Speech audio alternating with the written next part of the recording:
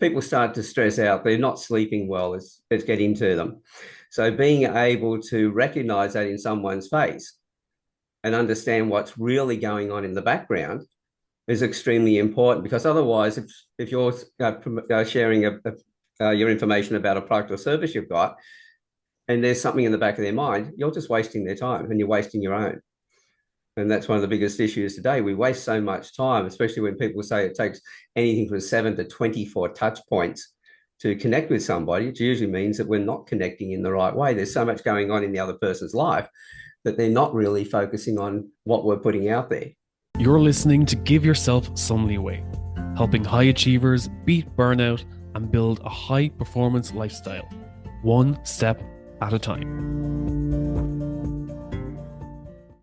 Alan, welcome to Give Yourself Some Leeway, and thank you for taking the time to join the show. Always when it comes to me coming from Switzerland and anyone at the other side of the world in Australia, it's hard to get these calls to actually happen. That's right. Yeah, time zones are quite crazy in that. So thanks very much for the invitation to be here today and share with your audience. And it's something that otherwise would not be done if it wasn't for the digital age. Alan, so you have introduced me to this whole a new world with this profiling and communication specialist. Can you describe a bit more? What does that actually entail? Well, everything I do is based on creating relationships for myself, but mostly helping other people to create their relationships as well. So the rapid trait profiling that I use, the techniques, it's all about being able to build those relationships. So if I'm looking at someone's face, whether it be on a photograph, on screen like this, face to face, I've got their personality. And then from there, I can then know how they like to be spoken to. So one of the things is changing the way I like to be spoken to match the way that they need and want to be spoken to. That makes a connection in the conversation. And at that point, while we're talking, the feedback that I get through their body language and micro expressions, little twitches on their face, tells me, did I read them right? Is there something emotionally going on at their end? And are they telling the truth? So it's all about being able to connect with a person. But on that last bit, I'll just add there, it's not about lie detection. It's about truth seeking. So if I can understand what's truly going on, if there's something happening in your life, then if I'm trying to do a sale and you're not thinking about the sale, product I'm talking about, you've got on the back of the mind the issues you're going through. I need to be able to get past that first of all, because you're not going to listen to me while you're stressed out. So the whole thing is, so how can I then help you to work through that issue and then possibly come back to the sale later on if we run out of time? So what you're looking out for, let's say when you're truth seeking, is if someone, let's say, is paying attention, and is there like a pattern interrupt or something that distracts them? You can see where their mind is wandering, and you kind of bring them back to the conversation. All of those things. It's if somebody's got a lot of stress, for instance, and especially people in business, and if we're running a business, especially with today's economies and all the rest of it, people start to stress out. They're not sleeping well. It's getting to them. So being able to recognize that in someone's face and understand what's really going on in the background is extremely important, because otherwise, if you're sharing your information about a product or service you've got, and there's something in the back of their mind, you're just wasting their time and you're wasting your own. And that's one of the biggest issues today. We waste so much time, especially when people say it takes anything from 7 to 24 touch points to connect with somebody. It usually means that we're not connecting in the right way. There's so much going on in the other person's life that they're not really focusing on what we're putting out there.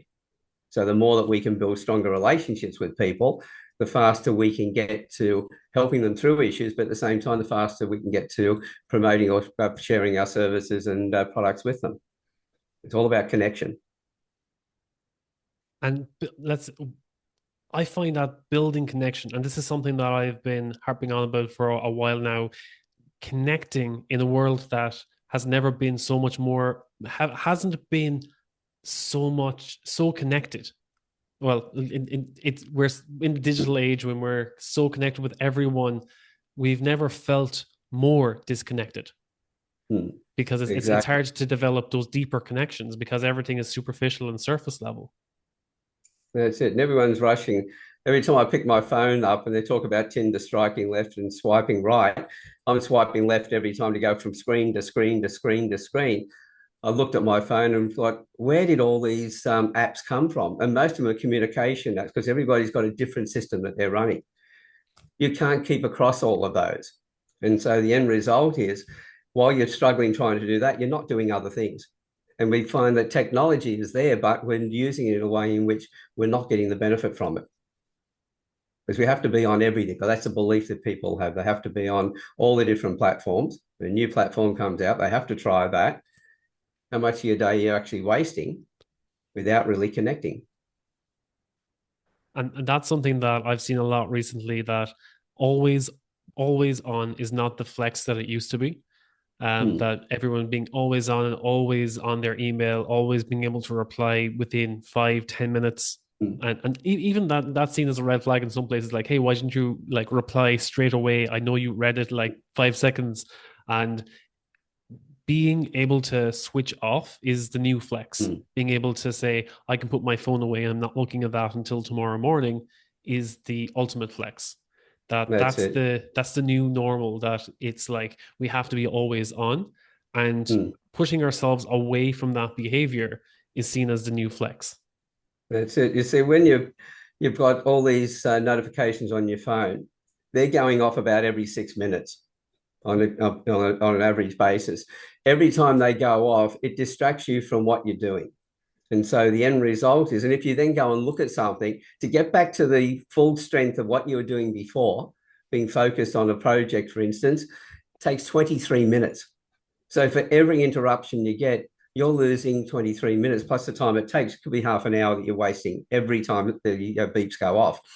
So I've got mine set up so it only gets answered at certain times of the day. So the notifications are off through the day.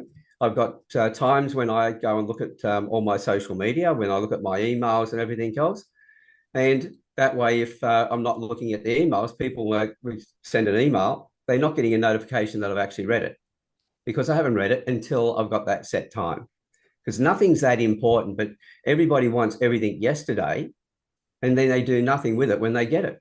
And so I think it's a bit crazy that we're so tied up in answering everything on the spot.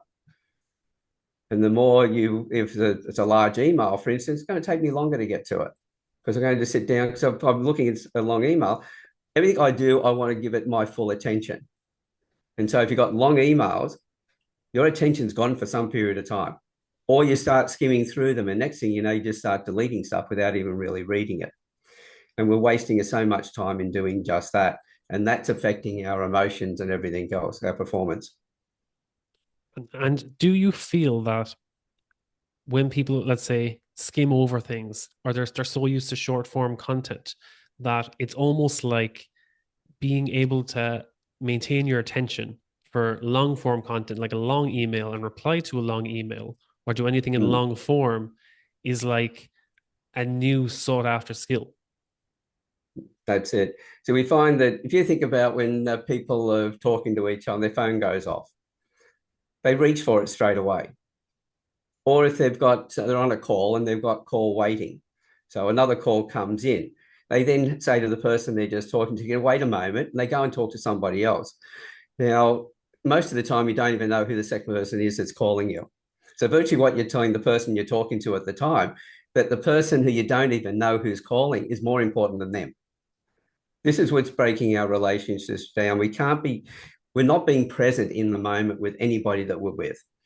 That's why I turn my phone off, or I've got it so that if I do forget to turn the ringtone, the notifications and things like that off, the ringer, I've got the phone where I can just turn it over and that shuts it off straight away. So I don't have to push any buttons. So I can reach for it, flip it, and the call will still go through the call waiting and through to the message bank, but I won't hear it ringing, and the person I'm talking to doesn't get distracted by it either. But most of the time, my phone is on silent through the day because whoever I'm talking to, like I'm talking to you now, and somebody walked in here, the answer would be, even though this was just a conversation, my attention's with you because this is where I started with. To turn around and walk away and go and do something and come back, that's told you the other thing was more important. How does that affect our relationship?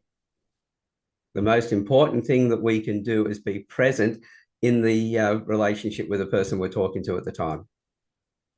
Whoever they are, they're the most important person in my life right at that moment. Once we deal with that, next person who comes through the door on the phone, through the social media or whatever, they become the most important person. And if we start doing that, the other person feels that they are valued, they're respected, they have a place, etc. And that's what we all want to do. We all want to feel that we belong. And as it relates to burnout, as we're seeing in the workplace, it's even beyond these, let's say the personal connections, as you said, even just being able to be present with uh, as we are on the call here, or being present with your spouse, or being present with a friend if you're going out for a coffee, but even in the office as well, with work colleagues or a manager. And if they're constantly being distracted by emails and phones, or in the one-to-one meeting, and they're being distracted by everything else around them, then those relationships or those conversations are not taken seriously. Mm, And from my experience, if someone treats a conversation or a relationship with that low level of priority, then I'm not going to care about the work or care about that conversation, or the end result of that conversation, or the action steps, because it's like, well, you didn't mm, give it priority when we were having that conversation. You didn't give it priority when I was here face to face with you. mm. Why should I give a priority when I'm sending an email or an update down the line? And I feel That's it. that because that's become normalized behavior, that you're Mm, distracted by every phone call, you're distracted by every text or every email, every notification, and that gets your immediate priority. It's like a reflex. It's like your muscle memory now is to check that notification, no matter what it is. It could just be a weather update, and mm. that you're prioritizing that over the person who is face to face in front of you. Do you Right. feel that that affects our workplace dynamics? It does. It means that people that we're talking to don't feel that we're really connected. That's not going to be very good for our relationship. Now, a lot of people use the excuse, oh, but I was waiting for an important call. Well, that might be the case. So why not pre-frame that when you first sit down with the person? It's a matter of saying, look, if you don't mind, I've got to leave the phone on because I have been waiting for this call, and it is important because if they don't take it, it's going to be ages before I can get it again. So if it's okay with you, if it does ring, I'll answer the phone very briefly. And with that way, the person then knows that you've actually thought about them in the first place when you sat down, you told them that. So again, if the phone does go off, then you're okay to answer it, because the person, you say, oh, that's the call I was waiting for. Is that okay? And they go, yes. And then you answer the call, but you make it brief, and you show the person that you've actually made it brief to be able to set up another time or whatever might need to be what's necessary in the process. And when it comes to, let's say, building these connections, what's a good place for people to start? If you find yourself in a position where someone else is not maybe respecting those boundaries, maybe you're a manager and you find that your employees are very distracted by checking their work phone for notifications and trying to keep up with different projects, but you're trying to sit down with them in a one-to-one. Do you just have like a no phone zone when you go into a meeting with them? Or what steps would you put in place to make sure that if I'm going to show up to this meeting and give you my full presence and Mm. full attention, how do I make sure that the other person can respect that? Or what, maybe you put guidelines in place to make sure that they respect their time, or you can help train them to respect your time and other colleagues' times in a similar way. Normally when you go into a meeting, there'll be somebody there who will say, everybody turn your phones off. Now, with that, before you even ask them to turn the phones off, the first thing I do is ask the people in the group, is there anyone who's got calls that have to come through? Is there something they're waiting on? Is something that's going to distract them from talking if it happens? Find that out. And then you can say, if people say no, we say, okay, well, everyone turn their phones off so that, you can take calls, they'll go to your message bank, you'll be able to handle those later on. Because as you just said, there's nothing important at the moment. Because somebody who's ringing you, it's their importance, not your importance. They make it your importance because as soon as we hear that beep, we've got to pick it up and answer it. So I've got this attitude where if somebody rings me and they don't leave a message, quite often I don't bother ringing them back because it wasn't important. I know they'll get back to me when it is important. So I've got other things at priorities. I'm looking after other people. I will focus on that. So it always comes down to what was the urgency. If there's a message left, there's an urgency. If there's not a message left, that's not an urgent call. So I might as well have the the phone turned off as soon as I go into a meeting, turn it back on again when I come back out. And I explain to other people that, hey, even if I'm about to turn mine off, I'm in a meeting, say with one-on-one with somebody, I'll say, look, I'm just going to turn my phone off because this meeting's important. And quite often it's giving them a bit of indication to do the same thing with their phone without actually asking them to do it, because they think, oh, reciprocity, I've turned my phone off, they need to turn theirs off as well. And most people will turn their phone off. Oh, that's a good idea. And I'll just say, look, it's important that to me and that we have this conversation. I make sure that I'm fully present in the conversation, because when most people listen in a conversation to respond, I'm listening to understand. It's not so much active listening. It's a case of going a level further than that, not just actively listening to the person, but fully immersed in trying to understand where they're coming from. So I fully understand their needs, what they're looking for. And that way there's no misunderstandings in the conversation. Yes, I find that it's leading by example, Mm. but also like when it comes to leadership, I always find communication and empathy are at the top. So if a leader does not Mm. respect communication within the team and does not have empathy for the team, so again, Mm. not just saying all phones off, no exceptions. It's like Mm. having the understanding to say, look, if there, as you said, if there is anyone who is waiting on an important call, please let me know before we start so that we can be aware that there could be a possible interruption. Mm. Otherwise, no phone zone, no distractions. We focus on, we go deep on this one thing here. We prioritize Mm. this for the next hour, and then we can go back to whatever else is going on in our lives. That's right. Yeah. So, for instance, I was uh, working with a group of real estate agents, for instance. First thing I'm going to ask them is, anybody got any contracts that are coming up that you may need to attend to while we're in this session? And I'll find that out. And those that say, no, there's not, I say, well, okay, can you turn your phones off? Because anything that's coming in is not going to be a priority. But the person who says to me, oh, yes, I've got a client who's right on the edge at the moment. We're trying to balance the mortgage and at the bank and also the solicitors. And I go, okay, well, in that case, leave it on. And if it does ring, I can just acknowledge to them and they just walk out of the room, handle that call, and I just go back to the group and work with them. So it's respecting everybody's time who's in the group, because if people who've got their phones on and you've got beeps and things going on, that's affecting everybody else. And that's showing no respect to the other people in the room. And so by saying to them, okay, turn all your notifications off or put your phones on silent, you'll still get your messages. You'll be able to answer those as soon as we finish. And an hour in most cases is not life-threatening. As I always say, is a person calling you and that bleeding from the jugular vein? If they are, you need to take the call. If they're not, if there's got a scratch, then it's not, you don't worry about it. So it's knowing what's to prioritize, and the person will know what's going on in their life. They've got, say, a family member who's just gone off to hospital and they're in a serious condition. They're worried about, of course, they're going to leave their phone because they want to get that call. And I'm going to be open to them doing that as well, because that's again me showing respect to them as well and their needs. Because if I get them to turn their phone off and they're worried about a call that they'll miss because they haven't got their phone on, because they're worried in that situation, they're not going to be focused. So again, I'm looking at, does turning that phone on or off impact on their attention span while we're having the conversation?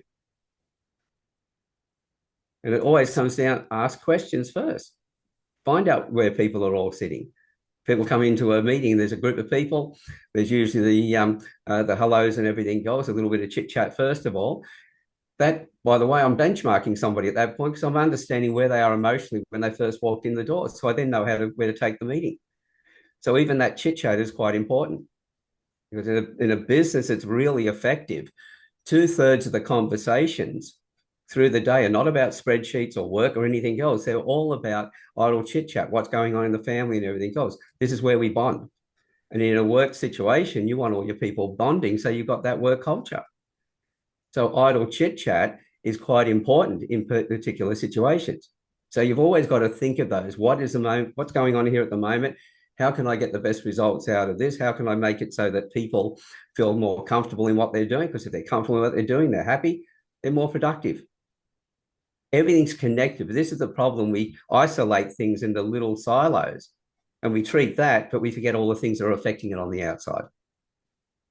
So it's just being a bit more present and understanding of other people, but also of what we're trying to get across, messages we're trying to get across as well.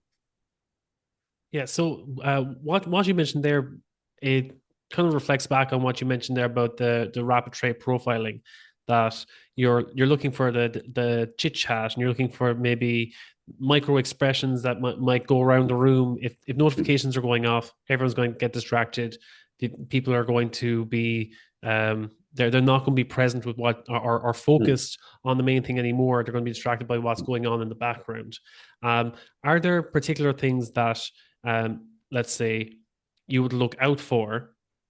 Maybe if you're profiling the room, that you have a hyper awareness of things that could be distracting or are taking people off focus. Are there particular things that happen a lot that people can look out for, maybe in a leadership position, that show them that people have lost their concentration or are no longer focused on what's going on? Yeah, well, it's again, when you're having meetings, it's the environment in which you have it as well. It's knowing what distractions could be there. It's also knowing how interesting and important your content is. I've had presentations where I've been invited to come along and do a presentation. It's been at a beach resort, and where they've got the conference room set up, all you've got is massive windows looking at the surf and everything else outside. And quite often the audience is facing towards those windows and the poor speaker is facing the audience, can't see the surf behind it, but everybody else can, and everybody's eyes are on the surf itself. So again, before you even have the meeting, it's setting up the locations, understanding where do we have it and everything else. How do I structure the room? It's like if I'm sitting with going to meet with somebody, I've already worked out where I need to sit and where they need to sit for me to be able to get the best connection with them. And so all of that I'm thinking about. I'm planning everything before I go into a meeting. Everything's always worked out before I need it. It's the same as the profiling. If I look at someone's face as they're coming to me across the car park, for instance, I can tell you whether that person needs to sit down or needs to be on the move. So I know how do we conduct the meeting. Before they even get 20 feet away from me, I know how much space they need when they first meet me. So I know how much ground to give them where I reach out and shake their hand, for instance. And when I first meet them, how much space do they need? Because I know those that need a bit more space, I can recognize those straight away. But if I step in to where I'm comfortable, that could be like a space invader as far as they're concerned. I could be getting too close to them. And if I'm doing that, they're not thinking about what I'm saying or not listening to what I'm saying. They're thinking about how they're feeling about me invading their space. So everything I do it's calculated to the point of making a better relationship with it and connection with the other person. If I want to get my message across, I've got to structure it so that they can be fully present and I can deliver it in a way that they can take it in. So it's up to my responsibility as the transmitter to make sure I tune it into their receiver. If we're on a radio station, for instance, everybody has to tune their receivers into the transmitter. Well, that's natural because we can change from channel to channel. But when it comes to somebody communicating with other people, you have to tune into their receiver, especially if you've got a dozen people or if you're doing a presentation on stage and you've got thousands of people, you have to tune your transmitter into all of their receivers. So being able to do things in a way that gets all their attentions. This is again why it's a benefit to be able to look at somebody and know their personalities, that I can read the room as I walk onto the stage. So straight away, I know how to start that presentation. What line do I go down? Where's most of my audience? And then I know which ones to look at. When I look at somebody, I go, okay, this person takes their information in that way. So when I'm talking in that particular way, I'm looking in their area. And all the people around them will also feel that I'm looking straight at everyone in that group will think that I'm talking directly to them. And the whole thing is because the responsibility is on me to set that up so that I can then deliver it in a way in which they can receive it. If they don't receive it, I can't blame them until I've checked and go, okay, did I do everything properly here? Did I put it in a way in which they can understand it, that matches their style, etc.? Was I respecting them in the first place? If I wasn't, then it's my job to go back and fix that. If there's something else going on, as I said, there's something deep in their emotions, then yes, they may not connect, even though I do everything right. But by being able to read them, I recognize that and I go, okay, now we can handle that instead. Let's put what I came in here to talk to you about aside. I can see that there's some issues going on at the moment. Are you okay? And the conversation, the questions can be asked from their responses. Again, it's always responding to what they've said. People will say, oh, I've got a list of questions I want to ask. And I go, I've got one question when I start with somebody, and that is to find out, a bit more about their story. And then every question that comes up after that comes up from what they've actually said. So I'm listening and I'm asking questions to go deeper again, because that way the person then knows that you're listening to them and not just focusing on trying to get through a list of questions. That's the difference between a good interviewer and a poor one. What you touched on there about getting people to share their story. We mentioned this off recording, but your group, the Campfire Project, where you help people to share their stories, does that in one element of it is helping people to foster deeper connections with others? Yes. Bottom line, yes. One of the things I said, because I'm so focused on the people I'm talking to, I realized that a lot of conversations, especially with men, most of them, I could see there were issues going on. I'd ask them, I said, well, tell me about your home life. Tell me about your work life. In fact, just give me one word to describe both of those. And quite often the words kept on coming back were confused, and the other one was frustrated. And I'd say, well, look, tell me more. Tell me more about this confusion, this frustration. And they'd say, well, look, at home, our job was to go out, especially all baby boomers, Gen X, etc. Our work ethics would go out, bring the resources in and to feed the family. So focused on that we were absent from the family all the time. That's how we showed our love, by being absent, to bring the resources in. But today we're told that we're physically and emotionally absent. The frustration from that is you can't be in two places at once. I was talking to a gentleman yesterday who's got exactly that problem. His wife wants him more at home, but at the same time, he needs to be out working to be able to bring the food in, the money in to put food on the table and look after his family. And so the frustration from, I can't be in two places at once. So if I'm home, I'm not bringing the resources in, that's causing a problem. If I'm away bringing the resources in, I'm in trouble because I'm absent. In the workplace, with all the gender equality and political correctness and all the men trying to do the right thing all the time, we're also very frustrated and worried that what we can say today, all of a sudden the rules are changed tomorrow. And so we can't say what we used to say yesterday, we can't say today. And so there was so much on tender hooks that was causing frustration. And that, in both cases, that was leading into bullying in the workplace because of the frustration. At the same time, it was also, in some cases, leading to domestic violence. Because when you get to that point, you just can't figure out what direction to take and the pressures are on. Sooner or later, it's like the straw that broke the camel's back. Sooner or later, someone's going to crack. So I realized that men needed a safe place to be able to tell their stories. But I didn't want it to be a men's group, so I invited women into the group straight away. And I wanted the women to be able to hear how men could speak when men felt safe to do so. And I started interviewing men around the world, telling me their stories of what they've been through in the past, etc. My job wasn't to counsel them. It wasn't to tell them they were right or wrong. It wasn't to judge them in any way. It was just to let them know that finally they had somebody flesh and bone with ears who was listening to what they had to say. And that made massive inroads with a lot of those men to be able to work through issues. At the same time, I then brought them into panel discussions where they got to know each other, they got to share, and we talk about all the things that were affecting our society. Like with men, it's going to be masculinity, femininity, pornography, drugs, alcohol, all those sort of things. And then in those conversations, that's when the women started sending me personal messages going, we love these guys. We've never heard men talk so emotional or deeply about their emotions, nor so wisely about how to improve society. They wanted to get involved, so I brought the women into the one-on-ones because I wanted the men to lead the way. So they felt they were doing that because I knew if the women spoke first, the men wouldn't. They'd be intimidated because the women are better expressing their emotions. And a lot of the men have been bottling stuff down for so long, it would have been near impossible for them. So now when we brought the women into it, we've had one-on-ones with them, we've brought them into panel discussions. We've talked about menstruation, menopause, does size matter in the bedroom?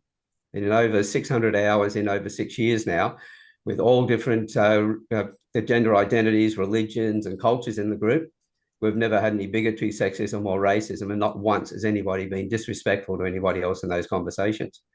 So proving that when you set the environment up and you make it so that people feel safe and comfortable there, they'll open up and share. And that reflects back into your business when it comes to working with somebody. If you're going to promote your products and services, the more that you can make them feel comfortable, the more you're going to be able to do business with them. So as you can see, I can go back from the Campfire Project and go to the Business of Smiles, which is a charity we created. I can go back to my business, and I'm talking about the same way through the whole lot, because at the end of the day, everything we do is based on the relationships that we create. You know, when people talk about, you know, my business is business to business, or my business to customer, when it comes to doing your business, everything is human to human. Businesses don't talk to businesses, people talk to people. And it's a relationship that you create with that person. That's why so many people, like finance brokers, for instance, they leave one company, they go to another. All of their the people they've got on their books follow them. Why? Because of the connection they've got with them. It's not with the company they got the connection, it's the person they got the connection with. Yeah, it's funny when you reframe it that way, because a lot of people they think that they're, as you said, business to business. And it's like, oh, I'm selling my product to Google, or I'm selling my product to Amazon. But it's really they're taking the authenticity out of it, the actually developing a connection with a person on the other end of the phone or on the other end of an email, and connecting with that one person, and that's where the decision is made. That if you're not connecting one to one with the person, then that's going to affect the relationship you have with that business. That's it. So your product or service might match that company, but the person that you're selling to well, actually, I said, it comes down, it's the person you're selling to that you need to build that relationship. See, none of us really sell a product or service. People buy the product or service, but what they buy is us. If they can connect with us, then they will come to us. How many times have you heard somebody say, my product or service is actually dearer than my competitors, but I've got all these people who have stayed with me and have been return clients for a decade. That's only because they've bought you. It wasn't the product or service. Because the way the technology is going, there's always going to be, whatever we create today, tomorrow there'll be somebody else who'll have a better version of it. So if it was all about the product and service, you would see people switching every 5 minutes. But we don't. We stay with particular companies for a long period of time. And that's because of the people who are in there and the interaction that we have with those people. We're tribal creatures. That's what it comes down to. Yeah, and I think it also, And we all feel as you said, they buy into around other people.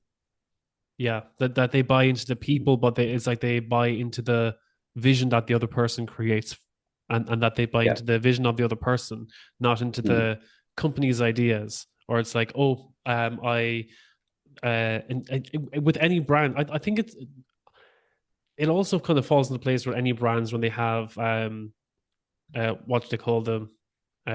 The words escaping me, but when they have an ambassador for a brand, and people relate to the person who's the ambassador for the brand, that they buy because of how that person makes them feel. They relate to that person, not to the Nike tick or to the logo or to the slogan. It's how the person makes them feel is why they stay loyal to the brand. That's it, and that's the key word, as you said. It's how the people make you feel. And that's how you stay focused on that on the brand. Well, it comes down to, if you can't build that relationship, then they'll build it with somebody else. That's why I say to people, and the most important thing is your relationship. And that little conversation when you first meet with someone, some people just want to get into it, like, okay, let's get the business done. That's all right if you've got someone who's like that, who's the same sort of personality. They will respect that because their time's valuable as well. But to the majority of people, we want to know that we're connected in some way. With two people who are very direct, they'll have that connection because they're both direct. But for the rest of us, where the personalities are different, we need to connect with that person. And so this is why the chit chat's important. But at the same time, when we first sit down, we start talking to somebody, we're benchmarking. we're getting an idea of, well, what's their body language like? What's their expressions like? Now, how are they breathing, for instance? Are they breathing comfortably, etc.?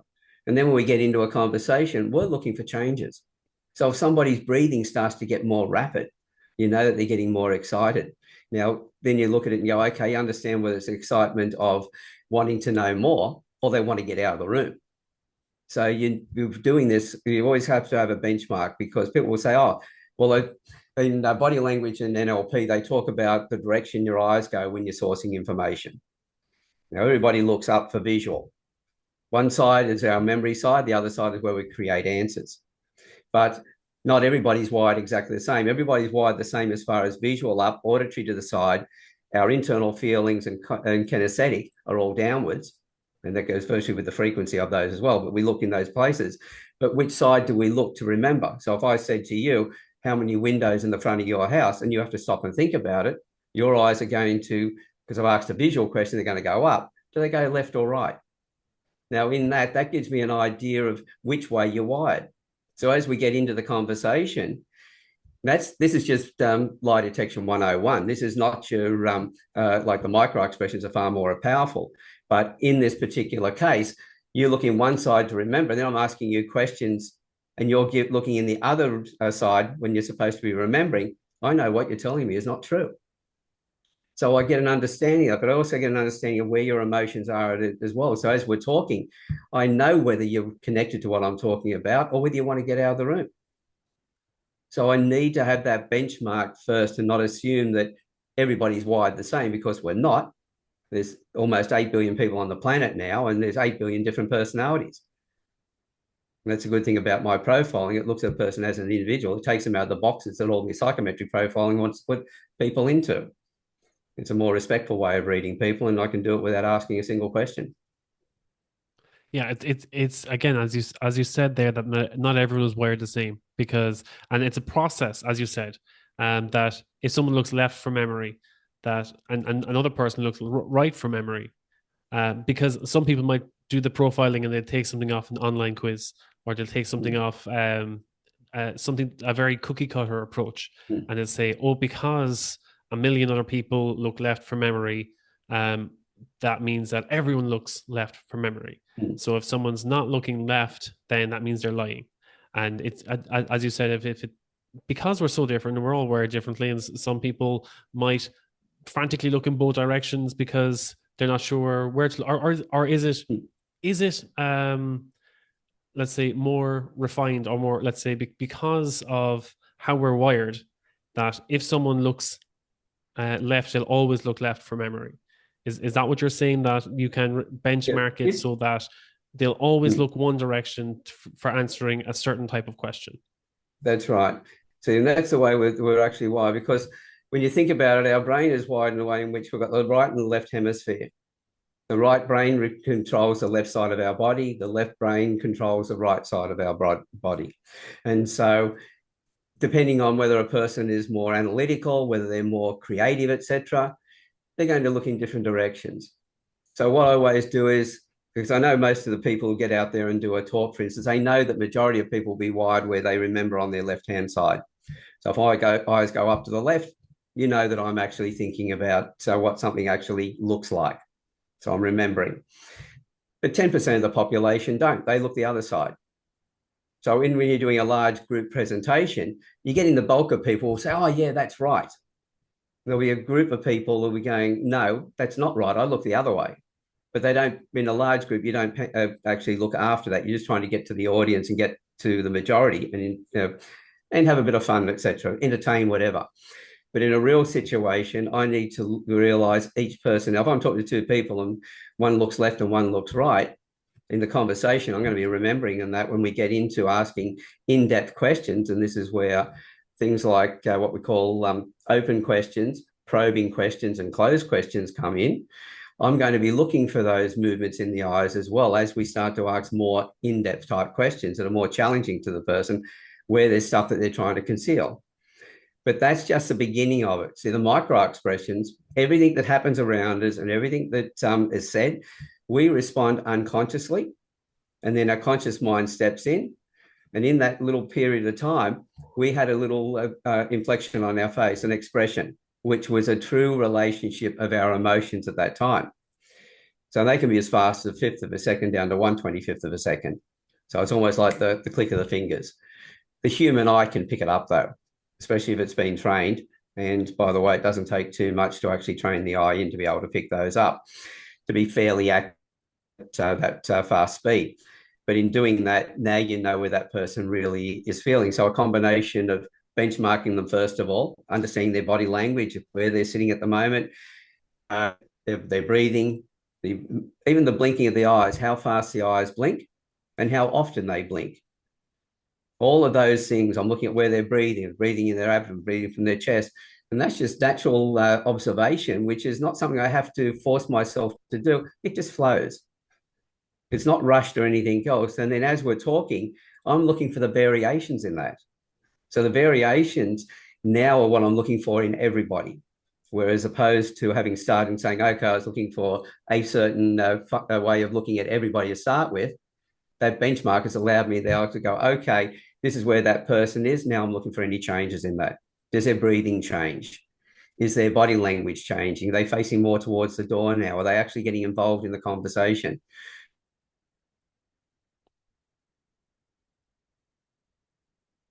Now, if I'm talking and I'm doing that, well, I'm trying to cover up.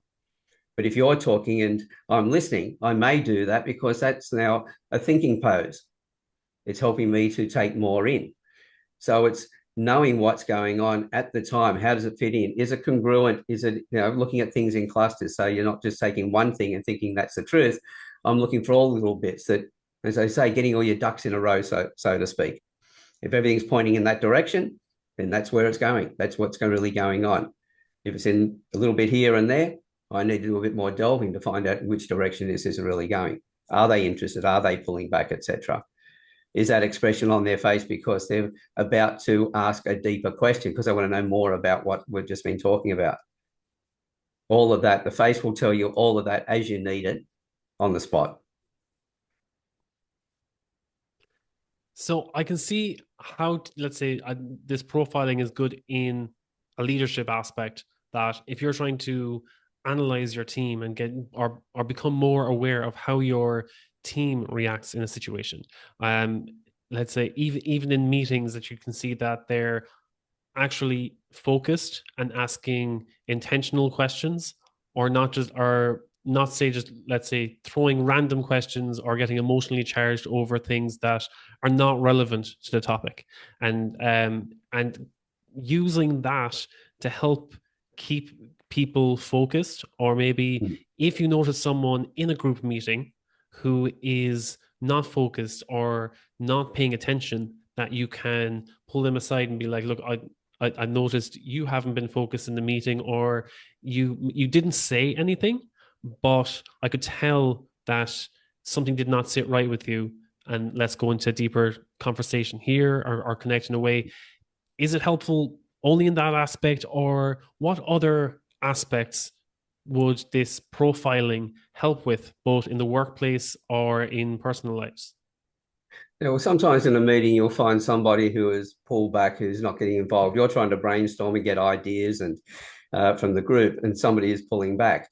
Now, some people could say, oh, that person's just not interested. Well, the thing could be that they have a particular trait, one that I call judgment variation, where they come up with ideas that other people can't see.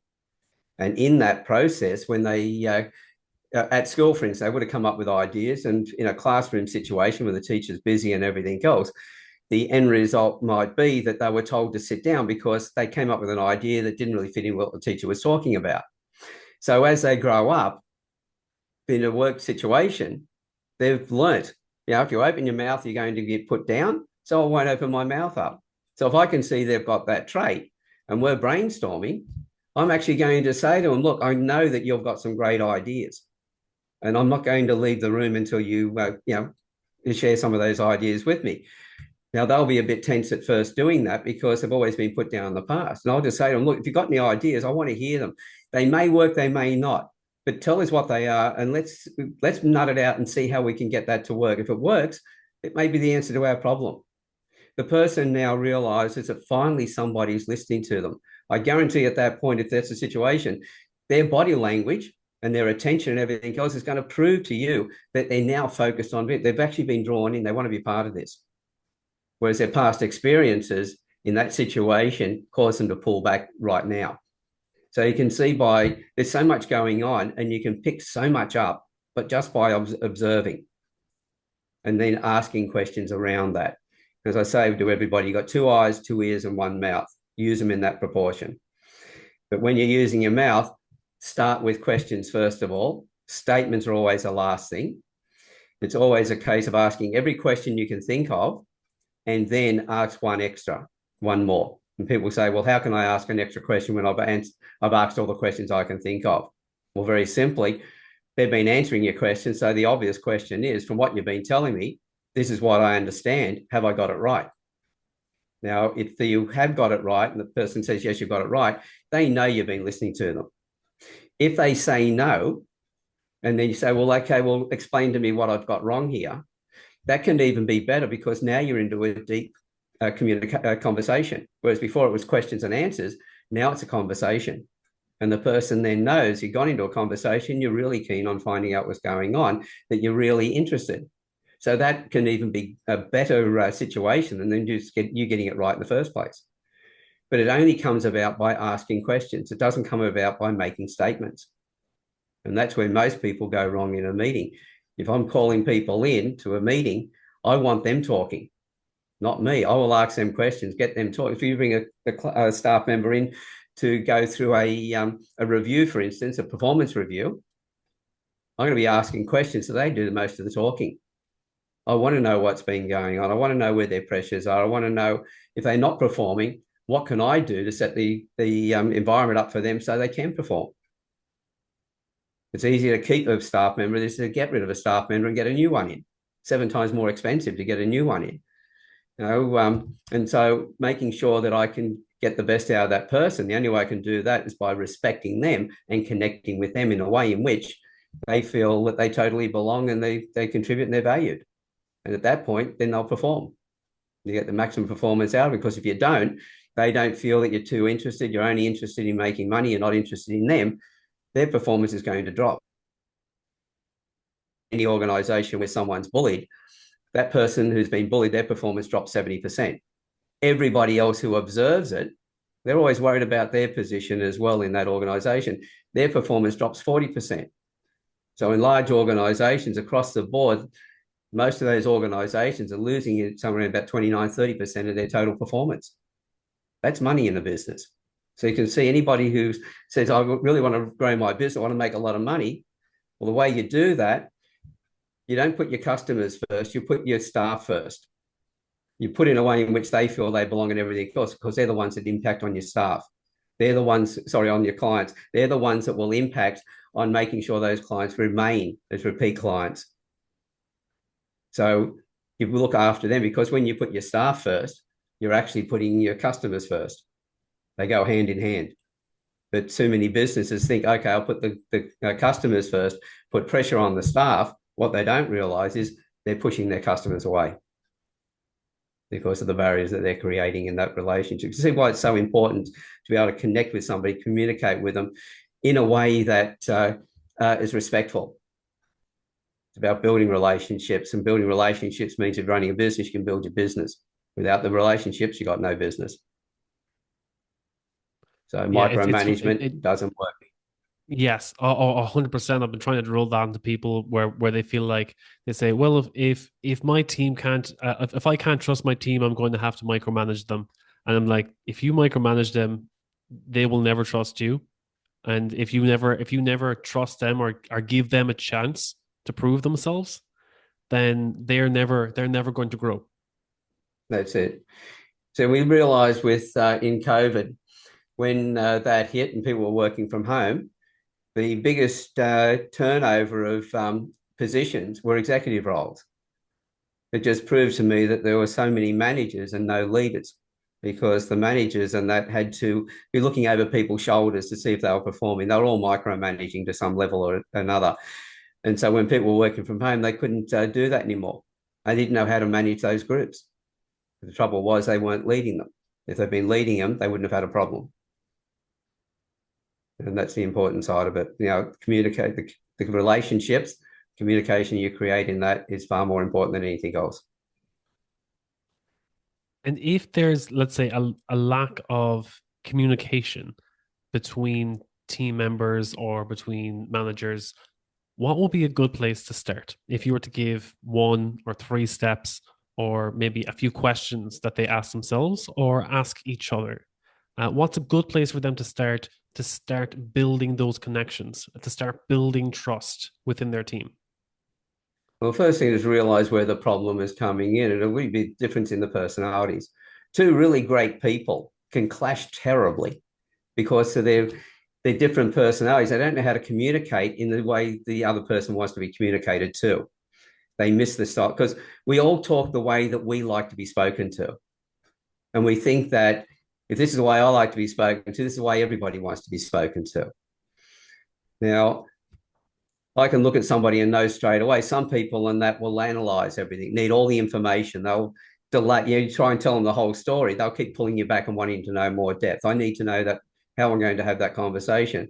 Or I've got somebody who's not interested in the all the information. They just want the overview, the picture of it, to be able to go, oh yeah, that makes sense. Okay, now I want to know more. So depending on those people, I know which way to approach. If I approach one of them in one way and then try to do the same thing with the other one, I'm going to miss that other person. So being able to understand personalities, first of all. There are some people who are just want to get to the process, get it done, what I call physical motive. Once they've got their made their decisions, they just want the best way to do it, get the hell out of the way and let me get it done. Other people who have got what I call, they're more driven by thought, what I call a mental motive as opposed to a physical motive. They're motivated by thought. They will want to think of all the possibilities. So they'll take longer to make a decision, but what they'll be doing, they'll be deciding on what way they should do it in the first place. The person with physical motive just wants the best way put to them so they can go out and do it because they like the action. Now, those two people can work great as a team because the first one who likes to look at all the different possibilities of ways to do it and work out the best way, that's the job you give them. They then go, okay, this is the way we should be doing it. Then you take that and you give it to the person who wants to just get into it and get the job done. But if you put them together and just left them unchaperoned, you didn't give them any understanding of each other, they just wouldn't connect. Because one's trying to look at all the possibilities, the other one's going, no, I just want the best way to do it. Oh, but you've got to look at the possibilities first. So now you've got arguments. So this is where it comes down to teaching your people how to recognize the personalities or how the other person likes to communicate. Now, with that, with psychometric profiling, Myers-Briggs, DISC, and all those, you can do those programs. But every time you bring a new staff member in, you've got to put everybody through it again. So they all understand where everybody fits. Then you've got to try and remember that. With face profiling, everybody's been trained once to be able to recognize particular traits. They know how that person likes to think and process from their facial features. Then somebody else comes in the organization, you're only going to train that one person because everybody else knows that person. Now you're training them so they understand the other people. And by the way, if anybody just cringed when I said facial features, if you think about it, your brain is responsible for the movement of all your muscles and everything else. So whatever you're feeling inside, you will express outwardly. So if you think in a certain way, you're going to pull the same expression over and over and over again. And you're going to work the same muscles in your face and you do that. You're going to create ridges and crevices that give away how you like to think and process on what we call the nature traits, the ones that you create in response to your environment. So as soon as I can see that, straight away I know how you like to think and process. And that's in place at that point. So now I know how to respond from there. And I can teach, if I've got a team of people, I've got a boss who's got all the, say, the leader of the group has got all the skills that says they're a great leader and all the rest of it. They're happy to work on their own and all the rest, but all their team members are people who have the traits that show me they need to be part of a team. They need to have direction. Well, I'll train that person who's self-reliant, who may be able to go and do the work on their own, how to work with their team. So they don't upset their team by assuming this is the way I think and process. My team should be able to do this in the same time. No, they don't have the same traits. They'll take longer to do it, but they may do it in a way that was better than you in the first place. So being able to appreciate, if I know how somebody thinks and processes, I talk to them in that particular way. I give them the tasks that match their personalities, and we get the results where they're the highest efficiency of what they're doing. They're happy in what they're doing. We're getting great results. And this is how you're bringing the company together. People then enjoy coming to work on Monday or being associated with the team members, having meetings online, etc., because it's good to catch up with people again. It's how you break down issues, because you can have a great organization or an organization with some really great people, but if they clash, they may be productive in their own right, but the whole organization is not making as much money as it could because every time they get together, productivity drops. So if you can get that communication right, productivity goes up. And it's complete opposite to micromanaging people and trying to force them, because that's too much like hard work. People fight that and they only do what they have to do to keep their job. So you lose straight away. What do you feel would be the top traits to look for in a leader? Well, again, I'm looking at the job itself. Is this a position where there needs to be a lot of empathy? Or is this a position where, we'll say first responders, firefighters, for instance, you want people who can make decisions really fast. You want to be the people who can then connect the people, inspire the team, etc. So the team really works well together. If it's in a counselling role, for instance, those particular traits are not going to be good as a leader, because the role now has changed. So it always comes down to what's the role, what's the connection with a person. Might be a therapist, for instance. Okay, are they going to be doing therapy on their own? Are they going to be doing it with a team of people? Are they working with other practitioners to give that person they're working with, the client, the best they possibly can by bringing all the different services in, so that everybody services that one person in the way that person needs to be serviced?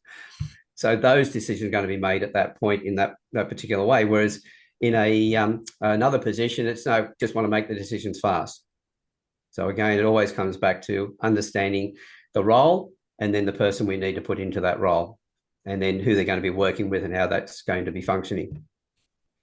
Yeah, I guess I should have clarified the reason behind it was what I see a lot, especially in healthcare and especially in corporate and in high performance environments. It all comes down to both in leadership burnout and in people just burning out of their teams, just when they're in high performance environments.